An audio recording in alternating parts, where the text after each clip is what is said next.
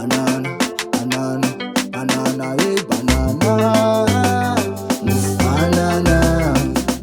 Karakor daoul bepzertele, moucharve chanerve, mi secret, mes pensées. Dena kalla mouf banana fatsampitche, Rasta re chef cuisinier, regardez s'il vous plaît. Maka boîte na urtalani, batao kapoka famara na fatan. Atsasaki boîte siramam, kupa kupa kupa bakatsa katapan. Metkura kupa varma petit rai normal. Ramanda muka velavu, Akondro tsasaki lavu. Irai boîte la farine, irai sachet la vanille. La tapate sachet les vira chimiques, c'est comme ça l'ira civique. Afangaro nat pon la vline, la vanille, la famille. C'est la farine na renkuba na katsaka na vartsy mapiova.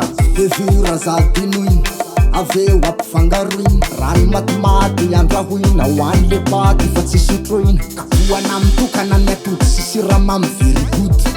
Arotsaka ny ingrédient basy amin'ny sisa très bien. Ny rano mafana ambany degré, arotsaka somary midete avy amin'ny pepe. Mipetrapetraka telopolo minitra rabetsaka. Afanaina tsara ny menaka zay ny afo atao malefaka. Menaka bobaka mampitombo sy mampitsikafona ilay akondro. Sy anovanareo ny forma fa sisy tatetehana norma. La banane alefaso ampanalevina paty de endaso. Mazotombo sakafo rapivarotra de mba hahalafo.